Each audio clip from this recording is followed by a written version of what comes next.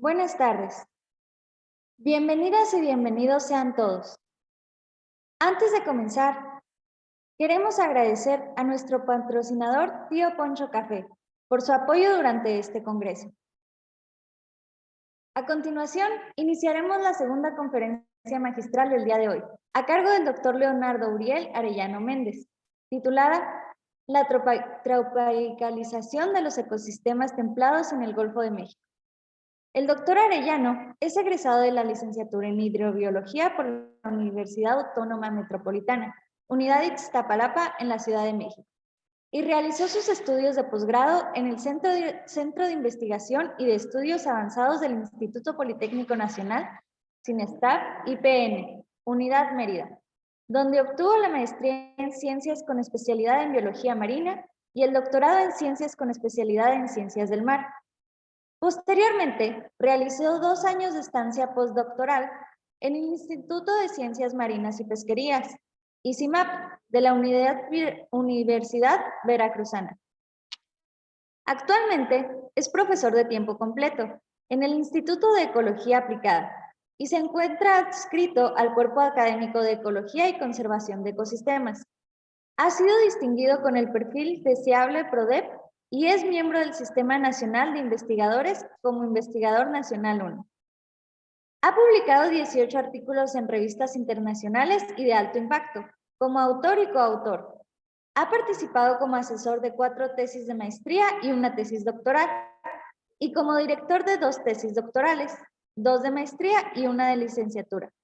Ha sido responsable técnico de un proyecto financiado por PRODEP, un proyecto sobre pastos marinos y salinidad en la Laguna Madre, y uno sobre caracterización de bosques de manglar de la Laguna de Morales, por medio de drones financiados por DUMAC.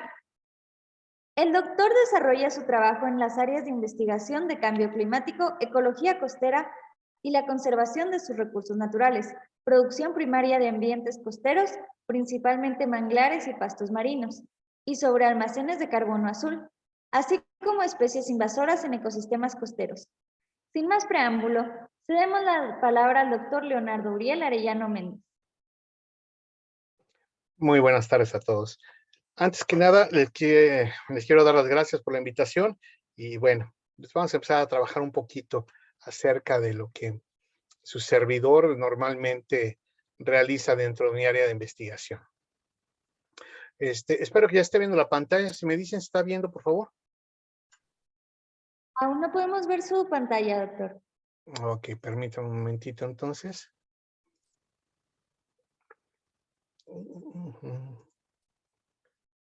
Ok. Ok, a ver si ahora sí, ¿eh? Ya se puede ver su pantalla. Ok, bueno, pues muchísimas gracias. Como su compañera les hizo mención, voy a hablar un poquito acerca de lo que es la tropicalización de los ecosistemas templados y voy a hablar un poco más acerca de lo que está sucediendo en el Golfo de México. Y bueno, a grosso modo lo que está sucediendo con nuestro planeta. En realidad el planeta pues se está calentando. Hace un ratito preguntaba con sus compañeros acerca de cómo estaba el clima por allá, porque para estas fechas normalmente empieza a descender la temperatura de este lado del Golfo de México. El fin de semana estuvo haciendo un fresquecín por ahí, pero en realidad sigue haciendo calor. Tan es así que su servidor, yo bueno, estoy aquí con las ventanas abiertas y el ventilador prendido, porque definitivamente para estas fechas que se supone que ya debería estar siendo un fresco, pues en realidad todavía no sucede.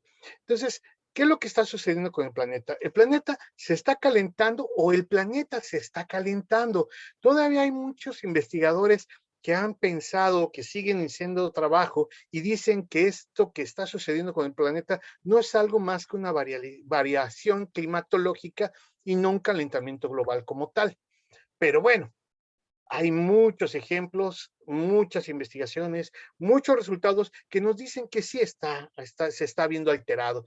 Por lo menos en los últimos 15 años se ha visto que este planeta se está calentando. 22 años hace, se presenta un incremento de la temperatura del 90%, y esto principalmente ya sabemos a quién se le debe, ¿verdad? Esto es de origen antrópico, los gases de efecto invernadero que nosotros empezamos a mandar a la atmósfera y que son los que han estado haciendo que este planeta se caliente desde hace 12 años.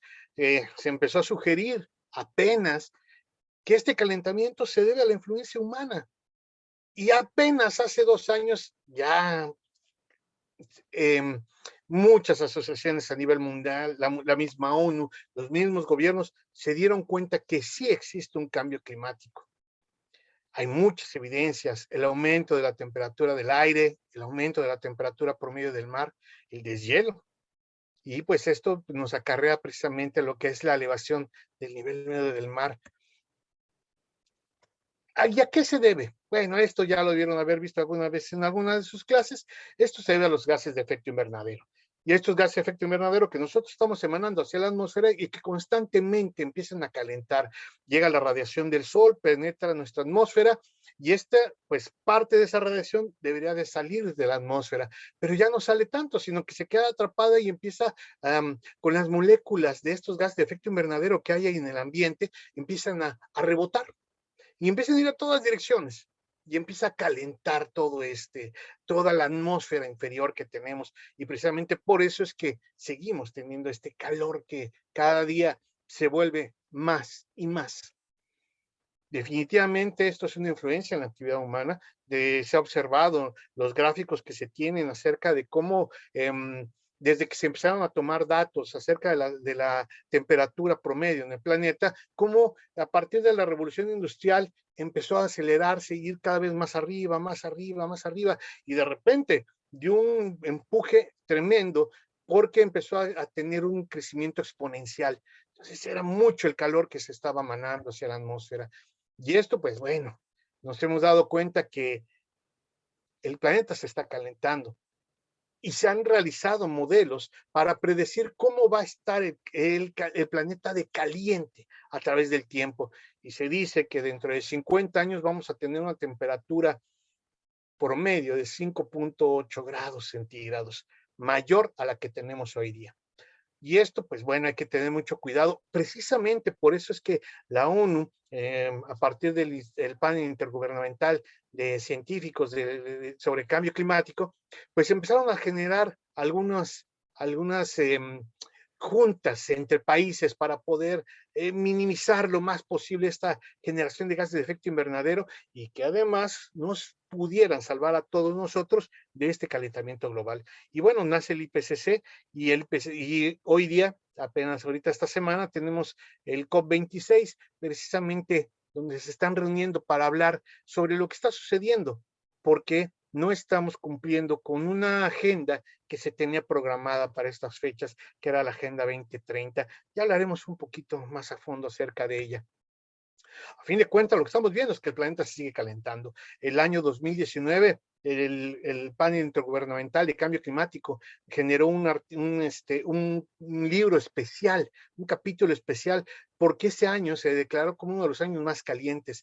Tuvo una temperatura promedio arriba de 1.9 grados y precisamente por eso es que estamos con que no se debe calentar el planeta. Es más, la Agenda 2030 marca como un tope que en estos 10 años que vamos a tener de la agenda, estamos comprometidos todos los países a minimizar esta emisión de gases de efecto invernadero y todo ello con fines de que la temperatura promedio no se eleve más allá de 2 grados. Pero si ya en 2019 tuvimos 1.9, pues la verdad es que estamos viendo que nuestra carrera está perdida. No es así. La situación cada día es más difícil, pero nosotros podemos hacerlo. Y ustedes como biólogos, pues van para allá, ¿verdad? La idea es que ustedes sean los que nos ayuden a nosotros, los investigadores, a que ustedes vengan empujándonos, que veamos qué podemos hacer para minimizar estos efectos de estos gases. Y bueno, un ejemplo de esto está estos gráficos que la verdad es que yo empecé trabajando con arrecifes coralinos en la península de Yucatán y, la verdad, y me daba pena cada vez que iba. Nosotros tenemos por ahí una secuencia de fotografías de una zona arrecifal en una población que se llama Mahahual, donde íbamos y tomábamos siempre la misma foto, y cada año veíamos cómo se empezaba a degradar. Y bueno, aquí vemos este gráfico donde tenemos el hábitat óptimo para los corales y cómo teníamos toda esta zona tropical y subtropical, que era la que tenía las temperaturas, bueno, las características óptimas para su desarrollo. El problema es que para el 2000 empezamos a ver esto. Ya no eran temperaturas óptimas, ya empezaban a perderse, empezaban a calentarse estas zonas del planeta. Y bueno, se tiene a partir de modelos climatológicos y los patrones y cómo se tiene esta imagen proyectada de cómo va a quedar el agua, la temperatura promedio del agua, y pues definitivamente los pobres corales ya lo estamos viendo que cada día están más enfermos, este blanqueamiento de zonas coralinas y de esta mortandad masiva de corales que se está presentando a nivel mundial. ¿Qué es lo que sucede cuando el planeta se calienta? Bueno, pues como todo, busca qué hacer para enfriarse. Y una de las formas en que el planeta jala aire de la estratosfera son los huracanes. Entonces genera cada vez más huracanes y empieza a querer jalar más aire frío para enfriar la parte pues, donde nosotros estamos ubicados. Entonces cada día hay más huracanes. En 2005 tuvimos 3 de los más fuertes, Katrina, Rita y Vilma, que nos afectaron a nosotros en el Golfo de México y principalmente a los Estados Unidos. Vilma pasó con era un huracán 5 y pasó a una velocidad tan lenta pero con vientos muy huracanados, y pasó a una velocidad tan lenta sobre Cozumel que la isla quedó devastada. Y era de verdad impresionante. Nosotros, las personas que estuvimos ahí en ese momento, ver lo que estaba sucediendo, que veíamos embarcaciones volando sobre la misma carretera, pues fue algo de verdad que pensábamos que se nos iba a acabar el planeta en ese momento para nosotros. Estos son los huracanes en 2020. 2020 se marca como una fecha importante porque normalmente se tienen los nombres de los huracanes con los que vamos según el promedio, a nombrar cada huracán. Pero bueno, este año llegamos todavía a utilizar las letras del alfabeto griego, que son las que siguen después de los huracanes que se marcan. Para ese año se habían marcado 21 posibles huracanes. Bueno, tuvimos los 21 huracanes y tuvimos todavía alfa, beta, gamma, delta, epsilon, zeta. De verdad fue algo increíble darnos cuenta de la cantidad de huracanes que tuvimos. Y bueno, aquí tenemos algunas fotografías de los más fuertes en esta temporada. Darnos cuenta de estas fotos nos hace que nos damos cuenta, México está exactamente en donde vienen los huracanes que nacen en África y llegan hasta esta zona, y si llegan al Caribe, ahorita este año ya tuvimos varios huracanes que se han perdido en lo que es la zona del Atlántico, en el océano, pero muchos si hubieran llegado un poquito más abajo y se meten a lo que es la zona del Caribe, que el Caribe ahorita está calientísimo, seguramente nos iban a venir directo hacia el Golfo de México. Algunos ya se desviaron hacia los Estados Unidos precisamente por la corriente de chorro, pero muchos pueden llegar a ingresar a lo que es el Golfo de México, y el Golfo de México hoy día es un caldo de cultivo para estos huracanes y puede agarrar una fuerza tremenda. Y bueno, pues aquí tenemos algunas fotografías de lo que puede llegar a suceder, estos después de Vilma, y bueno, y esto es acá en la costa yucateca, donde se rompieron algunas barreras de arena. Otro de los efectos que hemos observado, que también son parte de lo que está sucediendo con el planeta a partir del calentamiento global, es el descongelamiento de los polos. Los polos definitivamente se están descongelando y tenemos que pensar qué es lo que sucede. Y no solamente son los polos, son también los grandes glaciares que están sobre la Tierra. El volcán Fujiyama en Japón, por ejemplo, estas dos fotografías, donde podemos observar qué tanto se está perdiendo de esta cobertura. Esto sucede hoy día en México. El volcán, el Popocatépetl y el Iztaccíhuatl, cada día tienen menos estas nieves eternas. Y se ha observado también en el Pico de Orizaba, en Veracruz, que también lo que es el grosor del hielo eterno, entre comillas, que tiene este volcán, cada día se hace más delgado. Este es el glaciar Carroll en Groenlandia, donde lo hemos visto retroceder, y además de que se ha visto retroceder, se ha observado también que el terreno donde ya no se tiene la presencia del agua, que se está quedando cada día más atrás, no solamente se está perdiendo el agua del glaciar, sino que además el terreno se está secando. Es decir, se está generando una desertificación de estas zonas. Es el glaciar McMurtry en Alaska, que también se observa cómo ha ido retrocediendo cada día. Y pues el glaciar Muir Rix, que también está retrocediendo. Estos cambios climáticos van a tener mayores afectaciones. Vamos a tener un mayor deshielo de los polos, va a haber un incremento en las tormentas, un incremento en el nivel medio del mar. Y bueno, si observan en su parte inferior derecha, verán que eso es lo que se piensa que se va a descongelar el planeta, y en 2030 ahí va a quedar el nivel medio del mar, y después en el 2050. Mucha gente preguntaba, dice, bueno, ¿y qué va a suceder con las playas? Bueno, va a depender de dónde estemos, no va a ser el planeta completo, pero ya hay algunas poblaciones, sobre todo en Oceanía, que están perdiendo la batalla. Ellos ya están migrando de sus países islas hacia otros continentes más grandes. Por ejemplo, Australia le abrió la puerta a varios países islas para que la población se fuera para allá, porque ya no, sus islas se han salinizado tanto que ya no tienen alimentos, ya no pueden seguir generando sus construcciones para sus casas, porque el nivel medio del mar cada día está aumentando. Entonces hay que tener mucho cuidado con esto. Esta fotografía es en Antártida, son unos compañeros, tuve oportunidad de estar trabajando con ellos, y bueno, esta antena, que es la que nos manda la información hacia la estación oceanográfica, pues resulta que en un año de fusión ya vimos todo lo que se ha perdido. Esta antena tiene 5 metros hacia abajo y ya la mitad aproximadamente se perdió. Tuvimos que ir a reacomodarla porque se empezaba a vencer de un lado. Precisamente por eso se sugirió que el doctor Sándor, que tomáramos esta fotografía. Y bueno, ¿qué es lo que está sucediendo? Pues el deshielo de los polos obviamente genera más cantidad de agua dulce, y esta cantidad de agua dulce se va al océano.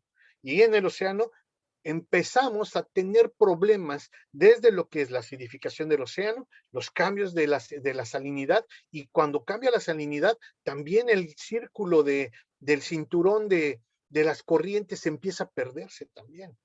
Son muchos los daños que observamos, y definitivamente empezamos a observar que hay una elevación de los mares donde empieza a haber inundaciones. Seguimos con las tormentas, y estas tormentas acarrean mucha agua, que pues llega un momento en que seguimos inundándonos, seguir el crecimiento del agua. Y bueno, esto aquí observamos, ¿verdad? Esta función de los casquetes polares, pues hasta el momento, hasta el año 2019, teníamos un aumento de 94.4 milímetros. Esto es México, esto es Tabasco.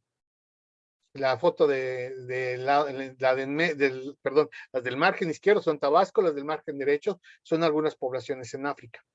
Pero bueno, estamos viendo cómo a todo lo que es el planeta nos está afectando esto. ¿Y qué es lo que va a suceder? Mucha gente ha estado haciendo evaluaciones. Si Groenlandia, su capa de hielo, potencial de incrementos de 7.4 metros de incremento del nivel medio del mar. Pero ojo, Antártida, si se llegase a descongelar, tendríamos un potencial de aumento de hasta 74 metros. Y esto sí es para ponerse a pensar un poquito de qué es lo que va a suceder. Gracias a Dios, Antártida está en la parte sur del planeta y va a ser muy difícil que se descongele por completo, pero es importante darnos cuenta qué es lo que está sucediendo. Apenas hace un par de meses hablaban acerca de un deshielo donde se rompió uno de los bloques más fuertes y empezó a derivar en el mar. Entonces teníamos unos glaciares enormes dentro del planeta. ¿Qué es lo que va a suceder? Por ejemplo, este es el Golfo de México, y este es un modelador que se tiene en internet. Aquí es como está ahorita hoy día la costa, y bueno, aquí se observa muy bien lo que es la parte de lo que es permítanme, a ver si aquí tengo en mi puntero, lo que es Tamaulipas, la península de Yucatán, todo lo que es aquí Veracruz, Villahermosa. Y bueno, aquí vemos cómo se encuentran estos niveles, ¿verdad? Lo único bueno es que acá tenemos sierra, pero acá no tenemos sierra. Entonces, ¿qué es lo que va a suceder? Si pensamos en los 7 metros de que se descongele Groenlandia, pues miren, aquí ya vamos a estar toda la zona de Tampico, Madero, Altamira, se va a inundar completamente. Algunas partes bajas de Veracruz, Ciudad del Carmen, no se diga. Villahermosa. Y acá, pues bueno, la gente que compró su casa en Progreso, definitivamente adiós a su casa y mejor váyanse a vivir a Mérida porque ahí seguramente van a tener su playa muy cerca, muy pronto. Pero ¿qué pasaría si el casquete polar de Groenlandia de la Antártida se perdiera? Bueno, estos son los 60 metros y ya está aquí, ya nos está afectando. Ya vemos toda la parte de lo que es el límite entre los estados de Tamaulipas y Veracruz, pues se estaría perdiendo. Lo que es la zona limítrofe con los Estados Unidos, todo lo que es la Laguna Madre, donde su servidor ha estado trabajando últimamente, pues se perdería completamente. Veracruz, todo Tabasco, parte de Ciudad del Carmen, no se diga Yucatán, Quintana Roo. Esto es lo que va a suceder con nuestra parte del Golfo de México. Pero miren ustedes, aquí está Hermosillo, Sonora, miren, aquí tenemos a Sonora, también hice el plan de buscar qué es lo que sucedería si este nivel medio del mar también aumentara. Si tuviéramos 7 metros, bueno, pues adiós aquí a Ciudad Obregón, ya estaría inundándose. Guaymas, esta zona de aquí, no recuerdo bien el nombre ahorita, se me fue, creo que es por donde está el Estero del Soldado, si mal no me equivoco. Y bueno, hacia abajo, hacia Sinaloa, se estarían perdiendo también muchas partes. La bahía del Vizcaíno, en Baja California, pues también se estaría perdiendo. El puerto de San Carlos, en Baja California Sur. ¿Y qué sucedería si estuviéramos 60 metros? Pues adiós al delta, donde tenemos las descargas de agua de los Estados Unidos, y toda la zona inundable que se tendría. Todavía no llegamos a Hermosillo como sucede en el Golfo, pero eso se debe precisamente a que nuestro México tiene una pendiente que va de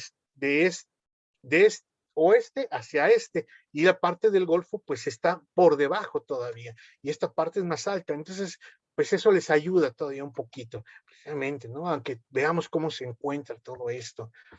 Bueno, pues no se diga, ¿verdad? ¿Qué es lo que va a suceder? Pues adiós playa, adiós a los vacacionistas, adiós a la gente que tenga su clase de playa seguramente. Y esto pues se ha visto, se ha observado en muchos sitios donde ya las pérdidas de playas, la península de Yucatán es un claro ejemplo de lo que sucede cuando vienen estas tormentas, y gracias al aumento del nivel medio del mar se ha observado cómo se ha perdido estas playas. Y hoy, por ejemplo, hoy día vemos las hermosas playas de Cancún, que todo el mundo decía, ay, bien padre las playas de Cancún, la arenita blanca de Cancún, que no es arena blanca de Cancún, la traen de una zona que está cerca de Tulum, donde están rompiendo la roca, la pulverizan y luego la llevan para allá, porque la playa de Cancún ya se perdió varias veces y se ha estado yendo. Bueno, servidor, estoy trabajando hoy día dentro de lo que es la zona de la Laguna Madre, y bueno, todo el perfil de lo que es el límite litoral de Tamaulipas. Y estoy trabajando con todos los ejemplos que puedo recabar para ver cómo está afectando directamente el cambio climático a las lagunas costeras. Estos son en manglares, ya los deben de conocer algunos de ustedes. Allá tenemos también en Hermosillo unas zonas de manglar muy, muy bonitas, y hoy día se les está dedicando mucha investigación y mucho tiempo de cuidado. Qué bueno. Pero esos manglares también que se tienen aquí en la Laguna Madre, y algunos ejemplos de ellos. Y bueno, su servidor ahí estamos trabajando, haciendo algunos pequeños buceos. Es importante saber que lo que se ha observado, se ha calculado, ya muchos científicos lo han visto, muchos investigadores lo han visto, estos gases de efecto invernadero, lo que son las masas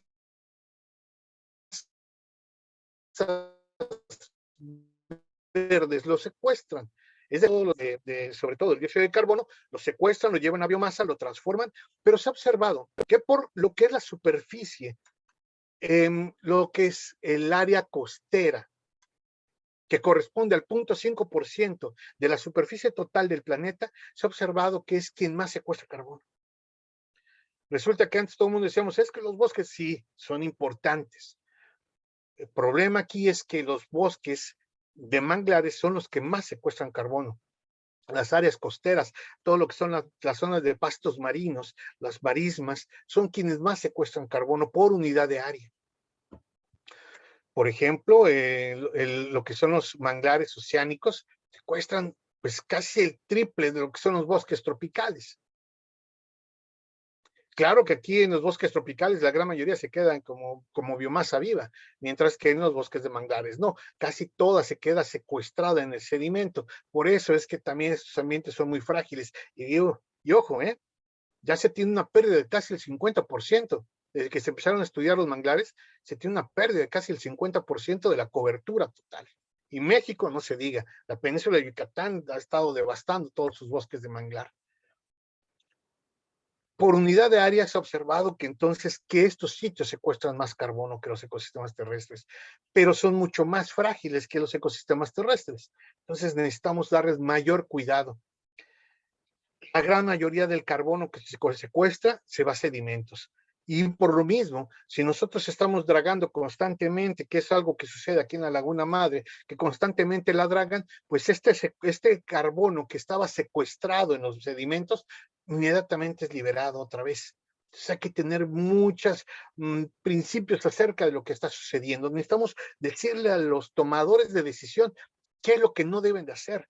Por ejemplo, los manglares, lo que secuestran en el sedimento, pues es aproximadamente lo que se produce por 214 vehículos de pasajeros por año. Es una cantidad importante. Entonces necesitamos tener que seguirle dando esa importancia. Bueno, este es nuestro México y estos son nuestros mares donde tenemos los manglares que todavía nos quedan por aquí, ¿verdad? Y bueno, aquí tengo la Laguna Madre, la cual hasta hace algunos años la Conavio decía que no había manglares. Bueno, ahorita vamos a platicar de eso. Porque decían que el límite superior en el Golfo de México era hasta la pesca, que es más o menos aquí donde está el puntito del rayo láser, que es la mitad del estado aproximadamente.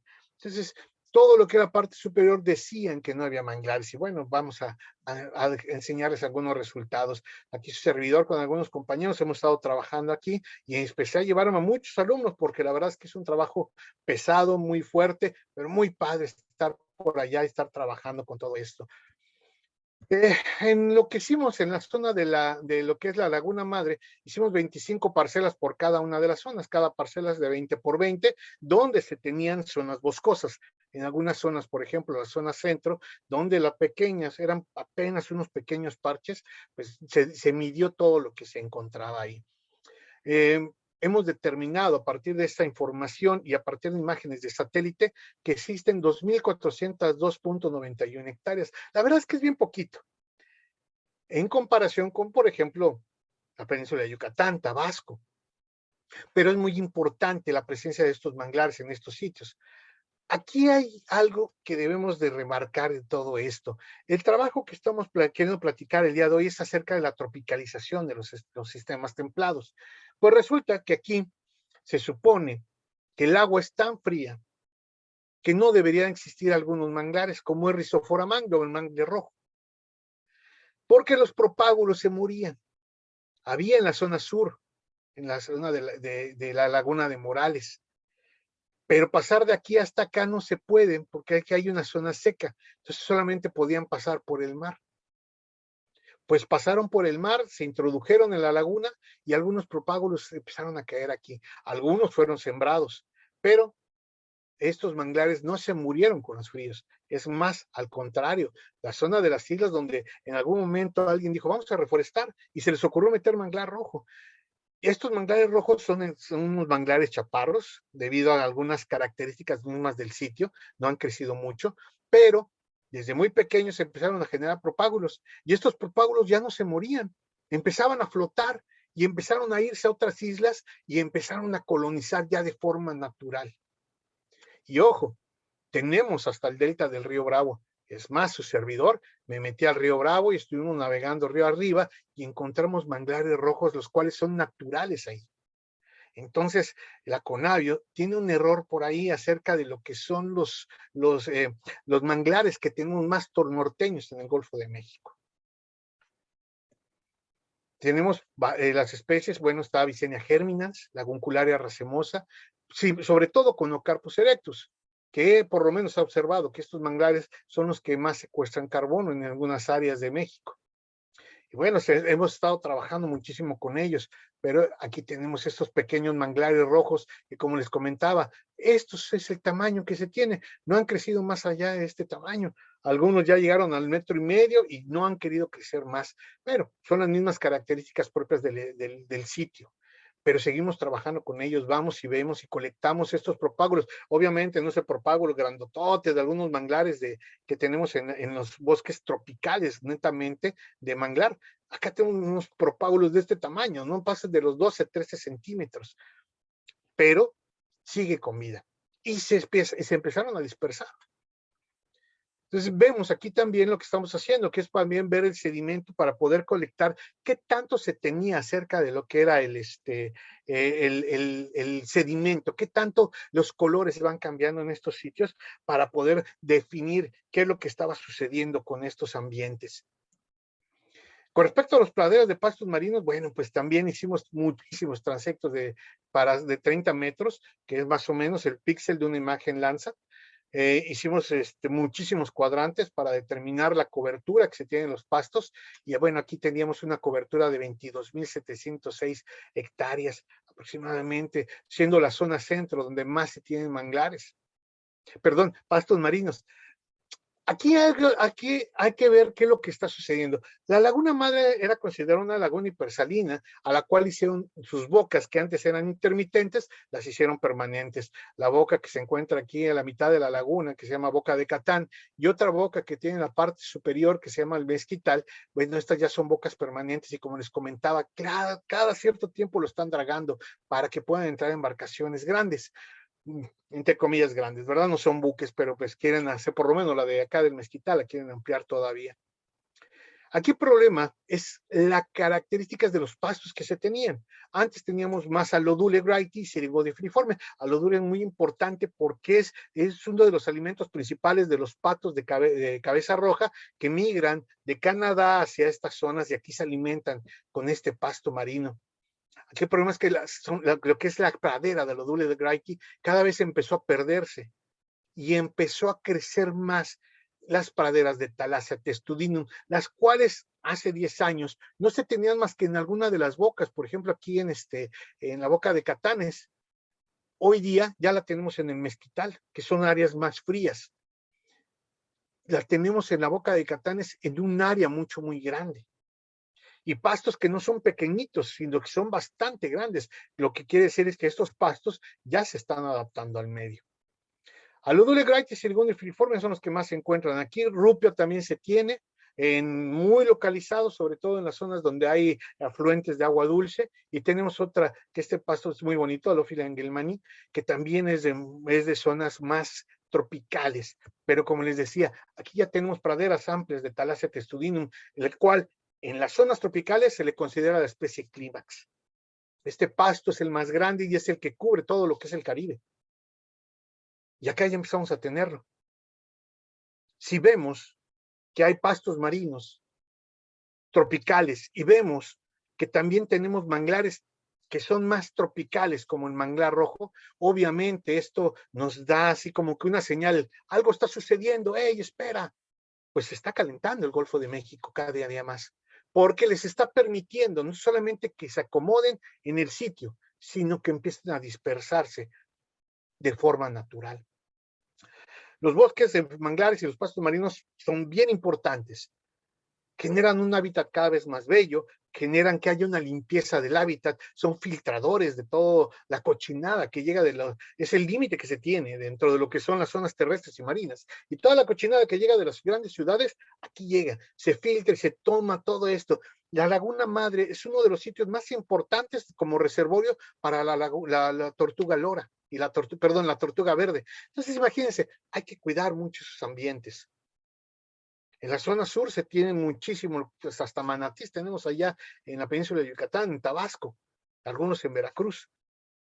Espero que no lleguen hasta este sitio, porque entonces sería de cuestiones de alarma, porque se estarían migrando a zonas calientes. Son sitios que sirven para la recreación, donde la gente va, nada, se va y se mete, hacen tours turísticos. Entonces hay que cuidarlo, porque también podemos sacarle un provecho económico a estos sitios. Y además, sirven como parte de lo que es el margen costero, una protección hacia el margen costero. Lástima, no se cansa de ver el video, no sé por qué se detuvo.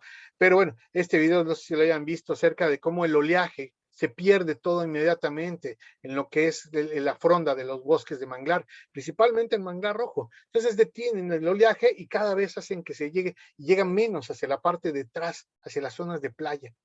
Entonces es bien importante, mira, aquí ya se ve. Entonces es bien importante estos manglares, nos ayudan a proteger, evitan la erosión costera, no solamente limpian el agua, sino que evitan también que el agua llegue con fuerza y erosione todo el ecosistema.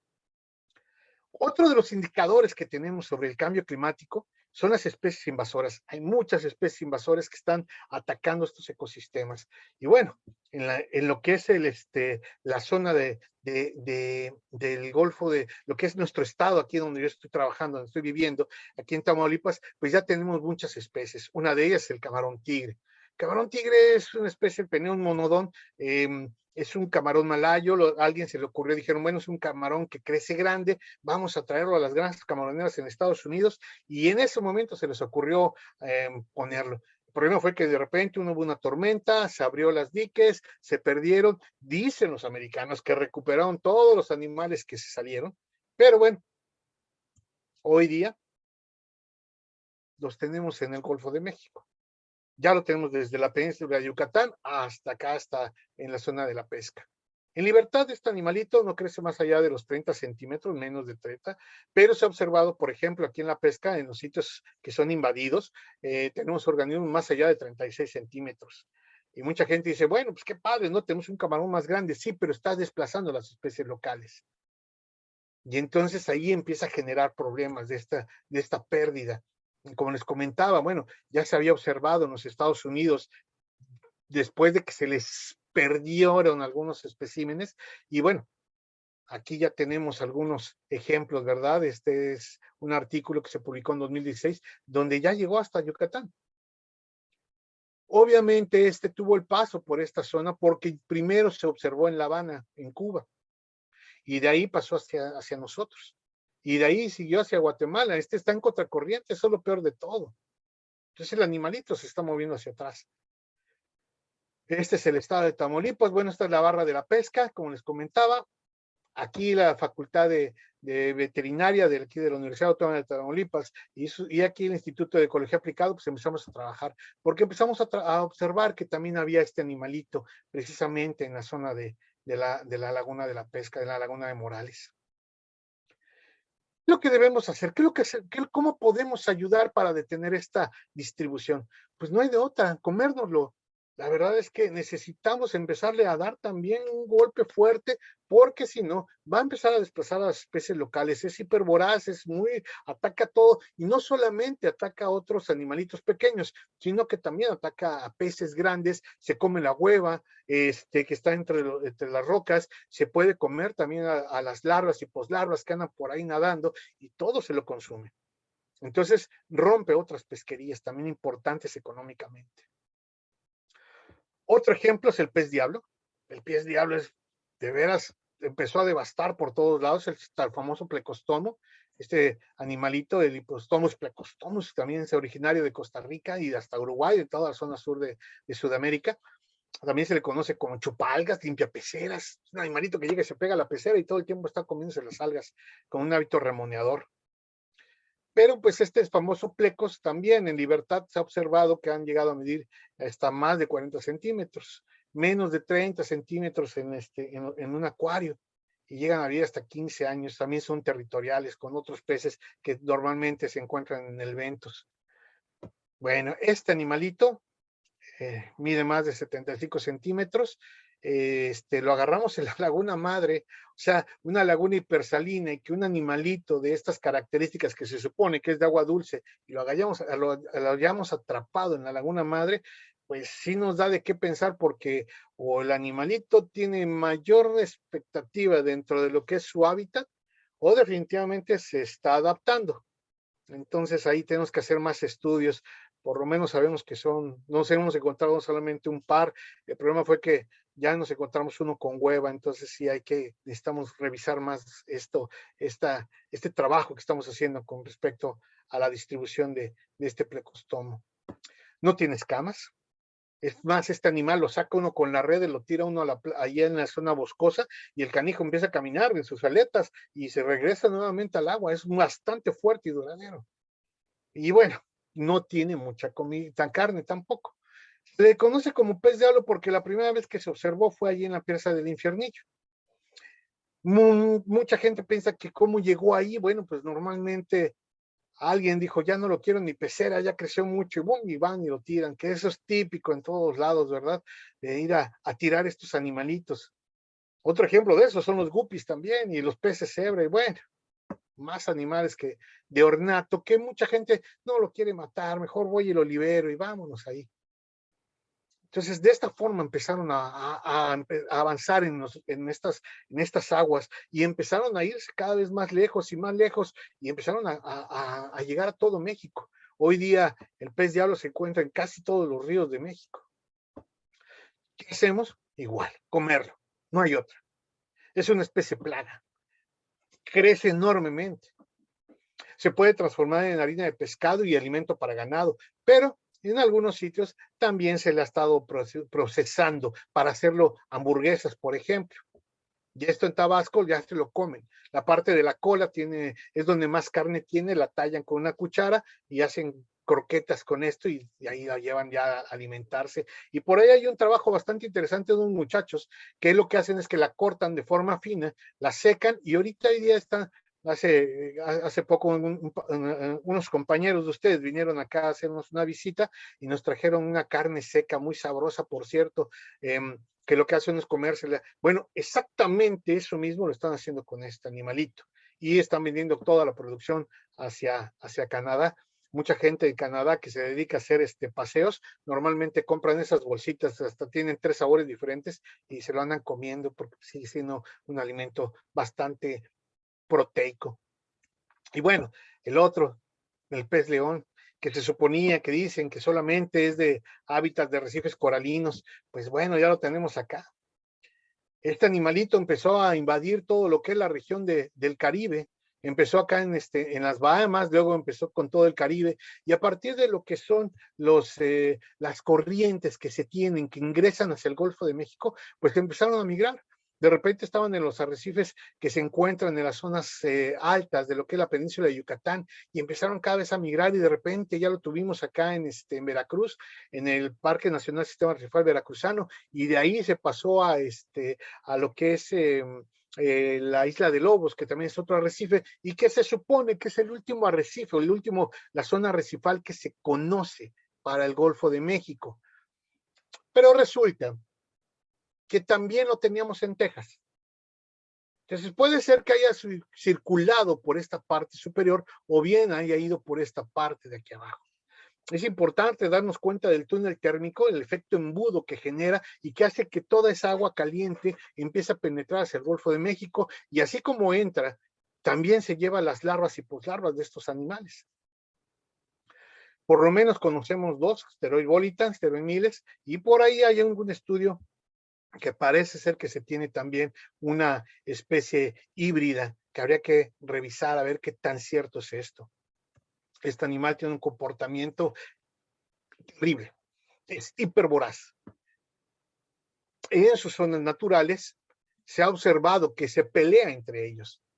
Y bueno, si se dan cuenta en estas fotografías, esta fotografía que está aquí arriba, esta la tomamos aquí en el Parque Nacional Sistema Arrecifal Veracruzano. Y andan en cardumen, ya no están solos golpeteándose y perdiendo el espacio, sino que ahora andan nadando juntos y están cuidándose. Es decir, las características normales de cómo eran se ha perdido. Ahora se tienen otras características de su modo de vida. Y además tiene una alta tasa reproductiva. Estos animales pues se conocen por sus colores muy bonitos, la verdad es que es un animal muy muy bonito, se ha tenido mucho tiempo de gente pecera, no va más allá en sus hábitats naturales de 33 centímetros y pueden llegar a pesar hasta 1,5 kilogramos. Pero ojo, aquí tuvimos un organismo ya de 42 centímetros, se pescó en Cozumel en uno de los torneos de pesca que estuvimos organizando, llegó a pesar nada más 1,23 kilogramos, entonces pues no estaba tan gordito, digamos, de esa forma, pero pues sí era un animal bastante grande. Y bueno, este otro lo pescaron ahí en Puerto Morelos, también en Quintana Roo, y bueno, pues sí podemos ver aquí también el tamaño, va más o menos por ahí de los 42 centímetros, nada más que su servidor, como estoy conectado con muchas personas, de repente nos mandaron esta fotografía. Esto lo acaban de pescar hace unas semanas, es un animal bastante grande, ya midió 57 centímetros y pesó 2,8 kilos, así que eso quiere decir que está creciendo más todavía que en sus hábitats naturales. ¿De dónde proviene? Digo, de sus hábitats naturales, ni les dije de dónde viene, ¿verdad? Viene del Pacífico, del Océano Índico tropical, del Pacífico Occidental, esa es su zona. Y bueno, llegó al Caribe gracias a todo lo que son estos patrones de los barcos que andan para todos lados, estas rutas de navegación, tanto para buques como de turismo, como para los buques tanque y sobre todo por lo que le denominan el agua del lastre. Estos buques grandes que tienen peso, cuando van aquí con toda esta carga, pues aquí va al nivel medio del mar. Aquí va en la marca de lo que es lo que se hunde el barco. Pero cuando le quitan todo esto, el barco tiende a flotar. Entonces lo que se hace es que se llena con agua del sitio. Luego se lleva a otro sitio y vacían esa agua para poderle poner más peso y nuevamente se va. El problema es que en esos vaciados de agua puede llegar a llevar peces, huevos, larvas, poslarvas de muchos organismos. Y todo esto se empieza a desperdigar por todos lados. Pero se supone que se ha dicho, se ha investigado que en el 92 6 peces fueron liberados de forma ocasional, accidental, porque un huracán pegó en un hotel y se liberaron estos 6 animalitos. Pues bueno, hay otra teoría que habla acerca de lo que se denomina el efecto Nemo, igual que comentaba hace un rato con los peces de agua dulce. Lo tengo en la pecera, crece, ya no lo quiero tener ahí, pero pobrecito animal, ¿cómo lo voy a matar? Mejor lo llevo al mar y lo libero y bueno, así se han ido liberando muchos otros animales.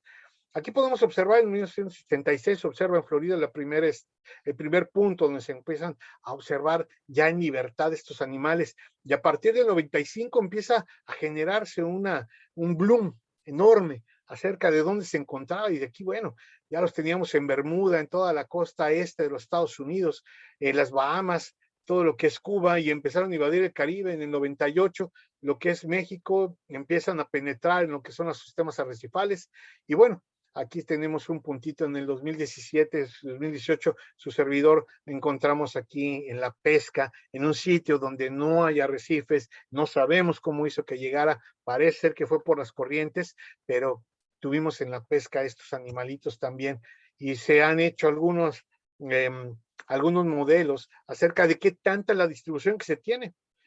Pues han observado hasta Brasilia. Entonces, todo esto se suponía que no tenía que pasar la cuenca del Orinoco y la cuenca del Amazonas. Y hoy día los hemos observado ya hasta Sudamérica. Hay un trabajo publicado en Sudamérica.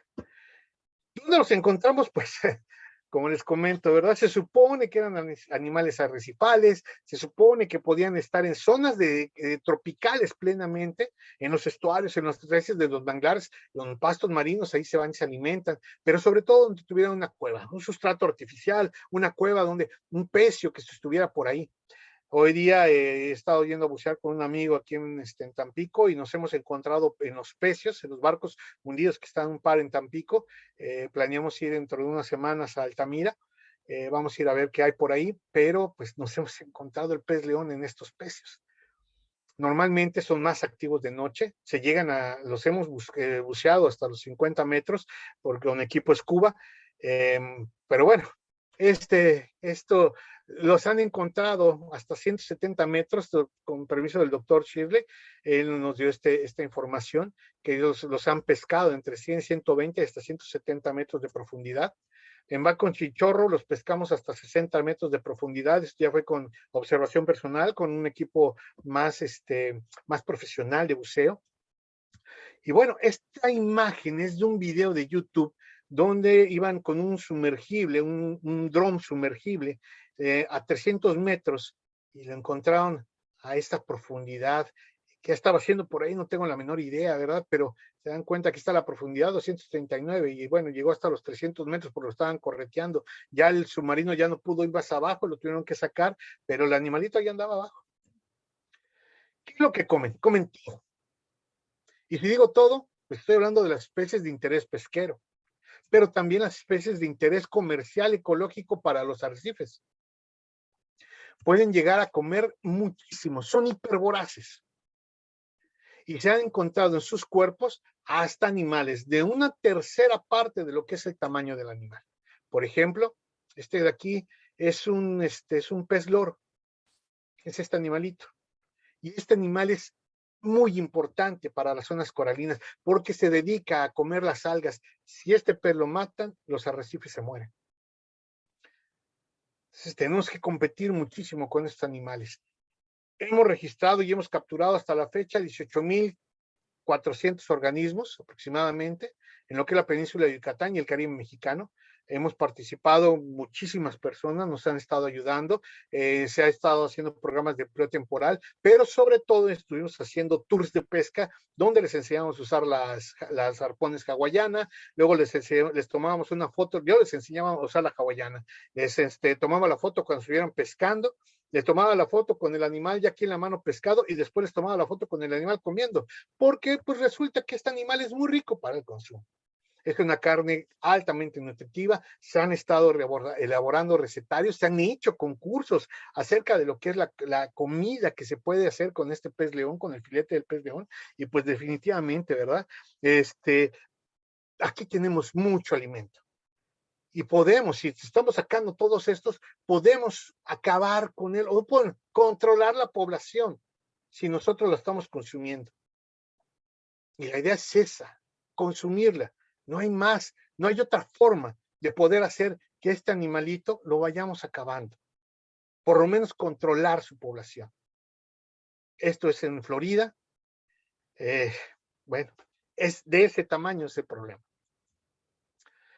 Hay que darnos cuenta que si comemos cada día más pez león, bueno, pues salvamos 34,000 peces, aproximadamente 6,000 crustáceos y 3,500 organismos de otras especies que los otros peces y crustáceos cuidan. Y bueno, otro de los problemas que hemos visto que también perjudican al océano y es motivo también de la tropicalización del Golfo de México son los frentes algales nocivos. Estas manchas, estas mareas rojas, denominadas muchas veces erróneamente, porque en realidad casi siempre son mareas cafés. Se denomina marea roja cuando vienen algunos organismos que son tóxicos y a veces no hay tanto volumen de estos tóxicos, más bien se tienen otras microalgas y son las que matan a toda la población. Y esto pues principalmente es debido a los subwellings, a lo que es lo que hace que se transforme las corrientes que estén todo el tiempo sobre el nivel costero y las urgencias que se tienen de la parte del fondo y que levantan toda esta materia orgánica que hay en el fondo y pues hacen que se incremente toda la materia orgánica y inmediatamente empieza también el fitoplancton a estar alimentándose. Pero esto se debe principalmente a lo que es el aumento sistemático de la temperatura, al cambio climático a fin de cuentas. El problema es lo que generan. Cuando esto se crea enorme, pues empieza a ser una mortandad de peces. Estas fotografías son de aquí de Tamaulipas. Tuvimos hace algunos años un frente algal nocivo enorme que venía desde los Estados Unidos, iba hasta Tampico y pasó hacia Veracruz. Pero pues bueno, estas fotografías no me dejan engañarlos. Ahora bien, ¿qué podemos hacer? ¿Qué nosotros podemos hacer? ¿Qué pueden ustedes hacer para tratar de evitar este calentamiento, esta tropicalización del planeta? ¿Qué es lo que podemos hacer? No hay de otra, hay que reducir el consumo, energía, plástico, carnes. Necesitamos plantar más árboles, necesitamos cuidar los espacios que tenemos, por ejemplo, los manglares. Cuiden los electrodomésticos, estos famosos vampiritos, ¿verdad? Que siempre tenemos conectados y que todo el tiempo tienen ese foquito rojo prendido, también causa problemas.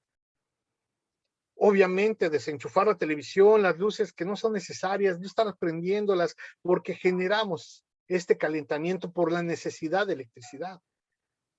Necesitamos aislar bien el agua caliente, aislar las casas, tratar de que por favor usemos menos lo que son las energías y, si es posible, irnos hacia las energías limpias. El uso de celdas solares, el uso ¿cómo se llama? Bueno, aquí los llamamos ventiladores, ¿verdad? Pero la generación de electricidad por medios eólicos, pues definitivamente esto nos ayuda. No incrementemos la basura.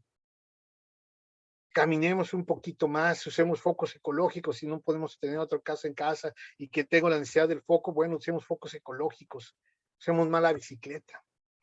Apaguemos un poco la luz del planeta, porque esto de verdad está ocasionando graves problemas, sobre todo en las grandes ciudades. Cuidemos un poco más esto de que, ya salió celular nuevo, mira, vamos a cambiarlo. No, hombre, ocúpenlo lo más posible, cuiden los cargadores. Ya se rompió, bueno, lo tiro y compro otro. Total, en la tienda de los que los dan bien baratos, ¿verdad? Hay que darle el mayor uso posible. ¿Qué es lo que hacemos? Reusa, reduce, recicla, no hay más. Necesitamos adaptarnos a lo que estamos viviendo, a estos tiempos que estamos viviendo. Necesitamos reducir lo que estamos consumiendo, todo nuestro consumo. Reciclemos. Hay mucha gente que tiene muchas ideas geniales para poder reciclar todo lo que se tiene. Hay que hacerlo. Necesitamos ayudar y generar también estudios. Ustedes como biólogos, váyanse hacia las energías renovables, generen estudios hacia las energías renovables y los que no quieran trabajar con energías renovables, pídanle al gobierno que use energías renovables. Necesitamos irnos hacia ese lado. Ya la quema de carbono definitivamente hay que quitarla de nuestro consumismo diario. Obviamente, y esto se van a enojar muchos aquí en el público, hay que reducir el consumo de carne. El metano es uno de los grandes gases que también nos están generando problemas. Y perdón, yo también soy bastante carnívoro. Me encanta la carne también, pero ahora lo que hago es que procuro bajarle un poquito y mejor hago en el horno para que no haya quema de carbono. Y bueno, hay que también procurar mejor en esas tardes de carnitas asadas, pues mejor un pescadito asado, unas verduritas asadas. No, hombre, las calabazas asadas, las berenjenas son deliciosas asadas. Entonces, hay que tratar de cambiar un poco esto. Y bueno, me despido ya nada más con unas frases. Decía la doctora Van Tussenbrock que si se tropicaliza un sistema por efecto del calentamiento global, van a cambiar las relaciones tróficas, y lo hemos estado observando.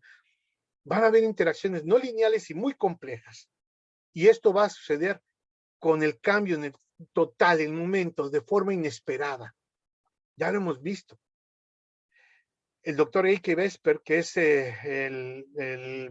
digamos, el administrador de la WWF en Alemania, él dice que también han estado observando que el Mediterráneo también se está calentando, se está tropicalizando el Mediterráneo y necesitan convertir sus mares territoriales, por lo menos el 30% de sus mares territoriales, en áreas naturales protegidas. Tienen que frenar la pesca, la contaminación, porque han observado que dentro de lo que es el mar Mediterráneo, tienen más de 1000 especies exóticas que están alterando todo el ecosistema. Y bueno, ya me voy yo solamente con una frase mía. La tropicalización es la razón por la que debemos profundizar más en el estudio de las relaciones de todo tipo, físico-químicas y biológicas. Nos hemos dado cuenta que los resultados de nuestras investigaciones, pues en varios organismos que son indicadores, nos dan la fehaciente realidad de que algo está sucediendo en el litoral del Golfo de México. El Golfo de México, a fin de cuentas, es un macroecosistema que nos indica que las luces rojas ya están encendidas. Tenemos que cuidar del planeta, nada más tenemos uno. Por lo menos no hemos podido pensar en viajar a otro planeta. Muchísimas gracias a todos por su atención. Aquí tienen mi correo electrónico y bueno, si tienen preguntas, con todo gusto estoy para responderlas. Muchas gracias. Muchas gracias, doctor. Tenemos espacio para 3 preguntas. La primera pregunta la hace Kevin Leobardo. Y tiene 2 preguntas él. ¿Pueden llegar a proliferar las medusas por la tropicalización? Si se pierden los mangles y arrecifes, ¿pueden tener efectos indirectos en especies de entornos alejados de la costa? Ok, sí, las medusas primero. Sí, se han observado muchas medusas que han estado como especies relativamente nuevas, están invadiendo el Golfo de México y algunas especies proliferan mucho más. Por ejemplo, ahorita tenemos a Physalia physalis, una de las especies que genera lo que les denominan esta marea roja, esta que es muy, muy bonita, se ve muy padre, pero es altamente urticante. Y tenemos algunas otras que son más pequeñas, como Velela velela. Velela velela tiene, cuando empieza a proliferar, empieza a generar pequeñas, muy chiquitas, sus bebecitos, pero estas atascan las branquias de algunos peces y puede generar una mortandad muy amplia. Eso con respecto a las medusas. Hay muchas medusas en el Golfo perdón, en el mar Mediterráneo, que tienen, por lo menos, estaba platicando con el doctor de la WWF, ahí me comentaba que tienen 47 especies bien localizadas que son, no son propias del mar Mediterráneo y que están proliferando completamente en el Mediterráneo. Entonces sí, puede afectar muchísimo. Con respecto a los manglares, claro que sí. Si nosotros talamos el manglar, vamos a generar que las especies locales empiecen a migrar a otros sitios. Y muchas especies, por ejemplo, una de las especies bandera, de las más bonitas que se tienen, es el jaguar. Y se tiene en todo México. En la reserva de la biosfera de Siancán, que se tiene en el estado, que está en el estado de Quintana Roo, más o menos a la mitad, una de las reservas más grandes, resulta que ¿cómo se llama? La zona de manglar es una zona de alimentación importante para esta especie.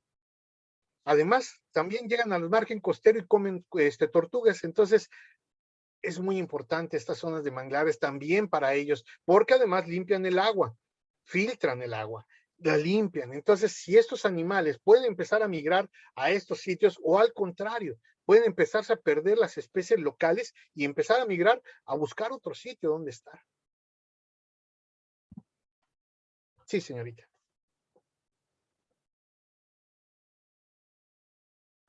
Muy bien. La siguiente pregunta es, ¿tienen programas de reforestación para mangles? De Vanessa Carmona. Sí, hay muchos programas de reforestación. Se han estado generando ahorita, gracias a muchos investigadores, el doctor Jorge Herrera, la doctora Claudia Teutli, han estado generando grandes programas de reforestación a nivel de la península de Yucatán. En su estado, en Hermosillo, el Estero del Soldado, lo han estado reforestando enormemente también y han estado haciendo un trabajo increíble con las especies locales de ahí. Ese es el gran problema con la reforestación. Ojo, hacer un programa de reforestación no se trata solamente de ir y plantar árboles y ahí dejarlos, de lo que sea. Hay que pensar que los programas no deben de ser reforestación, sino deben ser programas de lo que se denomina ay, se me fue la palabra, perdón. La restauración de los ecosistemas. Estos ecosistemas no solamente se deben de reforestar, se deben de cuidar, hay que estarlos monitoreando constantemente. La restauración de ecosistemas, sobre todo los ecosistemas de manglar, tiene que ir de la mano con programas de restauración, no solamente de reforestación. Hay muchos programas, se ha estado implementando muchos los programas también aquí en el estado de Tamaulipas. El gobierno del estado empezó a implementar un programa muy importante en la zona de la pesca y sobre todo porque empezaron a plantar manglar rojo, porque económicamente es muy importante. Sus raíces hacen que muchos peces de interés comercial vayan ahí a poner sus huevos o sirvan como sitios ¿cómo se llama?, de cobertura. Entonces se cuidan ahí, pero después necesitan migrar a otros ambientes. Y otra es que también en las raíces empiezan a pegarse lo que son el ostión, sobre todo el ostión de placer, y ese es de mucho interés económico en el estado. Sí, señorita. Muy bien. Hay otra pregunta. Bueno, dice Edmundo de la Cruz Laguna, gracias por su exposición. Yo estoy muy interesado en el estudio de los ecosistemas marinos. Me gustaría saber ¿Qué conocimientos y hábitos recomienda adquirir para trabajar en ellos? Ok, conocimientos, pues la biología marina principalmente, ¿verdad? La especialización en biología marina. Su servidor, yo empecé a estudiar, quería ser geólogo marino, me gustó muchísimo la geología, me encanta la geología, todavía hasta la fecha voy y picoteo las rocas y las playas, me la dedico a estar viendo las arenitas por todos lados. Pero esto me llevó a conocer un poquito las lagunas costeras y de repente varios doctores me empezaron a dar un empujoncito. Empecé a trabajar en el Instituto de Ciencias del Mar y Limnología de la UNAM. Empecé a subirme a los barcos de la UNAM, al Puma, al Justo Sierra. Empecé a viajar mucho y esto me empezó a gustar más hasta que de repente un día alguien me dijo, posgrado, y vámonos al posgrado. Entonces, yo le recomiendo mucho, sea un buen investigador, sea un buen biólogo, termine su carrera y invierta el tiempo en hacer un posgrado. No lo pierda. Termine la carrera e inmediatamente vayas al posgrado. Su servidor, yo me tardé 10 años. Terminé mi carrera, estuve trabajando y a los 10 años me fui al posgrado. Y hoy día digo, chihuahua, hubiera hecho mucho más si hubiera ido antes. Pero pues estaba yo trabajando precisamente para poderse uno mantener, ¿verdad? Pero es importante saber que si tienen las becas, entonces centros de investigación como es el CIMBESTAB tienen becas de CONACYT, entonces vayas a hacer el posgrado. El CIMBESTAB es una escuela buenísima, mi alma mater a fin de cuentas de mi posgrado, yo la recomiendo mucho, pero hay muchos centros de investigación nacionales y extranjeros a los cuales podemos acceder. Su servidor, gracias a este empuje que tuve a irme al CIMBESTAB, de repente empecé a hacer viajes a otras escuelas, estuve yendo a conocer a otras personas, tanto en Estados Unidos, Chile, Alemania, ¿cómo se llama? Inglaterra, y de repente esto me empezó a empujar a irme a otros sitios. El doctor Sandor Muslo, un día de repente, un doctor que trabaja en la OMS y él está en Alemania, en una universidad en Alemania, un día de repente me dijo, oye, ¿no te quieres ir a la Antártida? Yo así como que, sí, sí voy, ¿qué tengo que hacer? ¿A dónde me apunto? Pues vámonos. Y ahí me fui hacia Chile porque fui por parte de la Universidad Católica, donde me llevaron a una zona que le llaman el refrigerador. Ahí te hacen que, pues veas si aguanta los fríos que hay allá y de ahí para abajo. Y estuve trabajando con paleoclimatología, sacando nada más tubos de hielo. Pero de repente ahí, pues esto me lleva a muchas cosas. Dicen por ahí que uno platica como levando una feria. Si usted algún día quiere, podemos platicar algún momento. Ahí tiene mi correo y con todo gusto. Yo le voy a platicar maravillas, me encanta, yo soy buzo desde muy joven, soy instructor de buceo, tengo mucho tiempo buceando, tengo un poco de experiencia y me encanta hacer lo que hago. Entonces, definitivamente, lo primero que tiene usted que hacer es que le encante lo que le guste, que lo que quiera hacer, que le encante, que le guste lo que quiera hacer. Si se quiere dedicar a serpientes, si se quiere dedicar a árboles, si se quiere dedicar a peces, lo que a usted le guste, pero que le encante lo que haga, para que el trabajo no sea trabajo. Y de ahí empezar a buscar más información. Dedíquese a buscar información, otras escuelas, ¿a dónde más puedo ir? ¿Puedo irme a hacer el posgrado? ¿A dónde?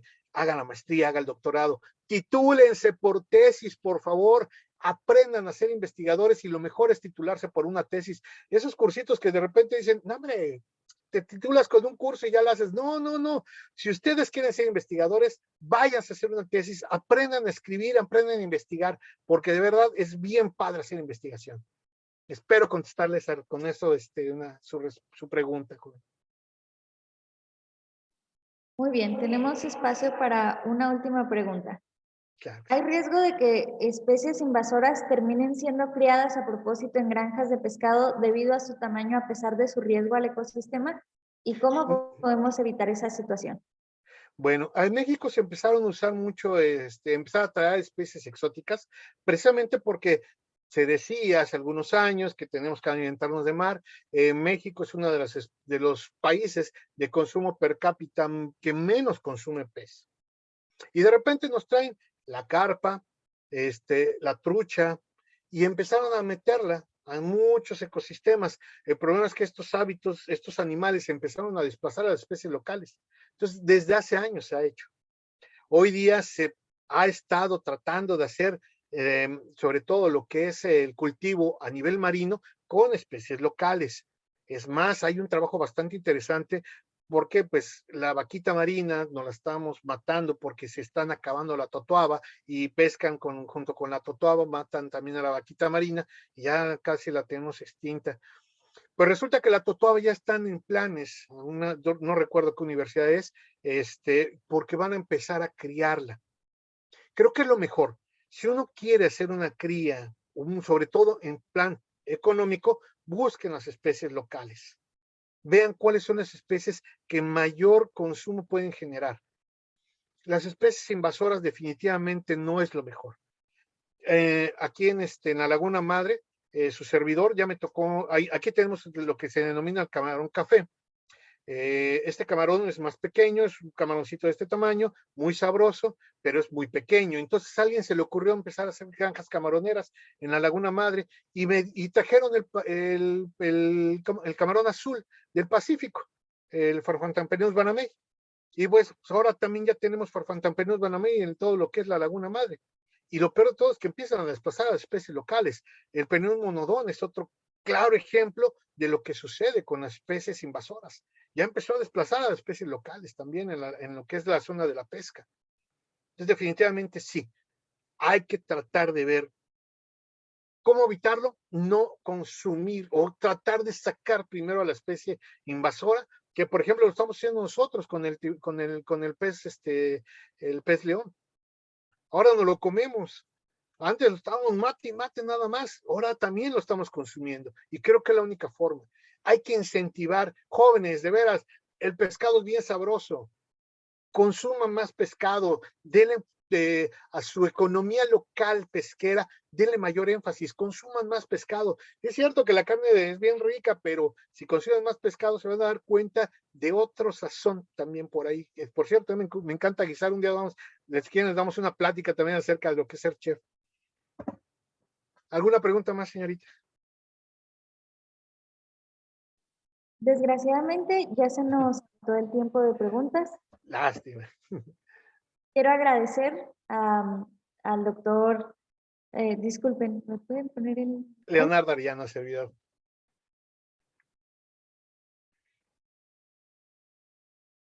Disculpe, ¿puede dejar de Sí, compartir? estoy ya dejando de compartir la pantalla. Más que no encuentro dónde dice uso. Aquí está ya, perdón. Ok, ahora sí.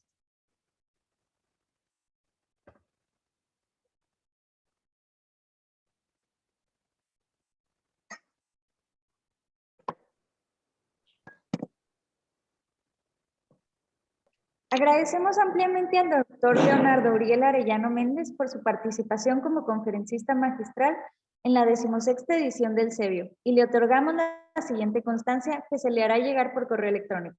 Muchas gracias. Y agradecemos a todos los asistentes por su amable atención. A continuación tendremos un breve receso. Nos vemos a la 1:40 para la siguiente conferencia. Saludos a todos y muchísimas gracias por su atención.